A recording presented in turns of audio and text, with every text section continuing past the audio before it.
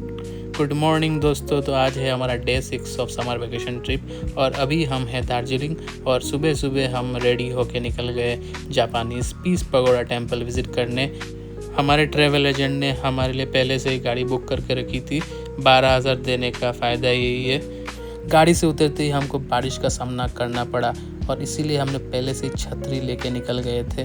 और टेम्पल पहुँचते ही हमको दिखाई दिए बहुत सारे लोग जिनको भी हमारी तरह ही किसी पैकेज ने पकड़ा होगा, इसीलिए ये बारिश में भी देखने आए हैं। और इस स्ट्रक्चर में कुछ जापानीज़ में लिखा था जो हमको कुछ समझ में नहीं आया।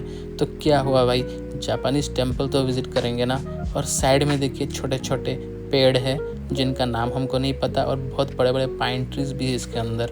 और ये जो एरिया है ना वो फिसलन वाला एरिया है। और फिर से हमको भाई सीढ़ी चढ़ना पड़ा। सीढ़ी चढ़ते चढ़ते दोस्तों IRCTC के डाइनिंग रूम का याद आ गया हमको। फिर हमने सोचा कि भाई दार्जिलिंग ऐसा ही जगह है जहाँ पे सिर्फ चढ़ा ही करना पड़ता है और लोगों का फिज़िकल एक्सरसाइज भी हो जाता है। और ऐसे ही घूमते घूमते हम पहुँचे इस जगह पे जहाँ पे पूरा डिस्क्रिप्शन दिया हुआ था। इसमें लिखा हुआ था कि ये फाउंडेशन स्टोन लेड किया गया है बाई वैन निचिदात्सु फूजी इन 1972 और इसको डिज़ाइन किया था जापानीज़ एम ओहका ने। ये देखने के बाद हमको और भी ज़्यादा इंटरेस्टिंग फील हुआ बिकॉज जापानीज़ डिज़ाइनर ने ये डिज़ाइन किया है तो ये तो देखना ही पड़ेगा। ऊपर आते ही हमको कुछ और लोग दिखाई दिए जो फ़ोटो वोटो खींच रहे थे। और मैं एक स्पिरिचुअल पर्सन हूँ और मेरे को स्पिरिचुअल जगह बहुत अच्छी लगता है और डिफरेंट रिलीजन के डिफरेंट कल्चर्स के बारे में जानना मेरे को बहुत अच्छा लगता है। तो मैं ऐसे घूमते घूमते और इस जगह का व्यू लेते लेते पहुँच गया बुद्धा जी के मूर्ति के सामने।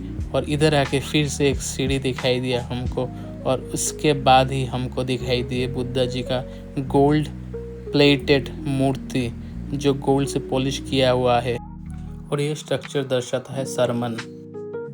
और अभी जो ये स्ट्रक्चर आ रहा है ये वुड में कार्व्ड है। यहाँ पे जो लिखा है इसका मतलब है कि एंशिएंट वैशाली में आम्रपाली ने बुद्धा को मैंगो का ग्रोव गिफ्ट में दिया था और उन्होंने उसी के साथ अपना वर्ल्डली पोजीशन रिनाउंस किया था। और ये जो स्ट्रक्चर है वो गोल्ड पॉलिश्ड है और ये बुद्धा के निर्वाणा का स्टेज जब बुद्धा समाधि में गए थे और बुद्धा ने समाधि प्राप्त किया था।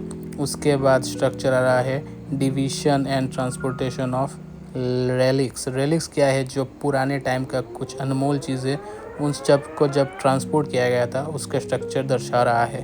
उसके बाद आ रहा है प्रीचिंग स्वधर्म। स्वधर्म क्या है कि राइचियसनेस को प्रीच करना, उसको सिखाना, लोगों के मन में राइचियसनेस को स्प्रेड करना। और ये स्ट्रक्चर भाई बुद्धा के बर्थ को डिपिक्ट करता है। राइट हैंड ऊपर मतलब हेवन, लेफ्ट हैंड नीचे मतलब अर्थ। और ये जो स्ट्रक्चर अभी आया है वो है मायाज ड्रीम। माया देवी बुद्धा की मम्मी जी थी, उन्होंने ये ड्रीम देखा था बुद्धा जी के बर्थ के टाइम पे। एक वाइट एलिफेंट उनके रूम के बाहर सर्कल कर रहा था और राइट साइड में एंटर किया था। अभी जो ये है ग्रेट डिपर्चर, जब बुद्धा अपने पैलेस को छोड़ के निकल गए थे। और ये है मेडिटेशन। मेडिटेशन में जब बुद्धा थे उसका स्ट्रक्चर है। अब ये जो स्ट्रक्चर है वो है मारा सेटाक एंड टेम्पटेशन। बुद्धा जी को एनलाइटनमेंट के पहले बहुत सारे टेम्पटेशन को झेलना पड़ा था। और अभी ये जो लास्ट वाला स्ट्रक्चर है उसमें ये दिखाया गया है कि जब बुद्धा जी पहले नए नए एनलाइटेंड हुए थे तो वो बहुत हेसिटेशन में थे कि इस दुनिया के लोगों को ये सब सिखाए कि नहीं, बिकॉज ये लोग अपने ही दुनिया में खोए हुए हैं। तभी बुद्धिस्ट टेक्स्ट के हिसाब से गॉड ब्रह्मा सहमपति आए थे और उनको प्लीड किया था कि प्लीज़ आप इस दुनिया के लोगों के आँखों से धूल को हटाइए और इनको भी धर्म के बारे में कुछ सिखाइए। और उसके बाद हम पहुँचे जो लेफ़्ट साइड में बिल्डिंग था उसको एक्सप्लोर करने। अंदर आते ही हमको पहले तो बुद्धा जी का एक मूर्ति दिखाई दिया, उसके साथ बहुत सारे फ़ोटोग्राफ्स लगे हुए थे जो यहाँ के फाउंडेशन जिन्होंने ले किया था फूजी गुरुजी उनके टाइम का है। बहुत सारे लोगों ने यहाँ पे विज़िट किया है, उन सब का फ़ोटो वोटो लगाया हुआ है। और बुद्धिस्ट टेम्पल्स कहाँ पे कौन कौन सा जगह पे है उन सब का फ़ोटो दिया हुआ है। और एक जो मुझे पता है लुम्बिनी, उसका भी एक स्ट्रक्चर का फ़ोटो दिया हुआ है। और ये सब मैंने हिस्ट्री में पढ़ा था बिकॉज़ मेरे को ये सब बहुत अच्छा लगता है और मैं खुद भी एक स्पिरिचुअल पर्सन हूँ। तो इन सब जगह पे आके मेरे को तो इंटरेस्टिंग लगता है, बाकी लोगों को लगे या ना लगे। और ये है फूजी गुरुजी जिनका फ़ोटो लगा हुआ है। और ये देखिए घर बहुत ही खूबसूरत है। यहाँ पे इंटरनेशनल सेलिब्रेशन भी हुआ था पीस पगोड़ा का। और ये जो यहाँ पे लिखा हुआ है नाम मियो मोहो रंगे क्यो, इसका मतलब क्या है? अहिंसा परमो धर्मो।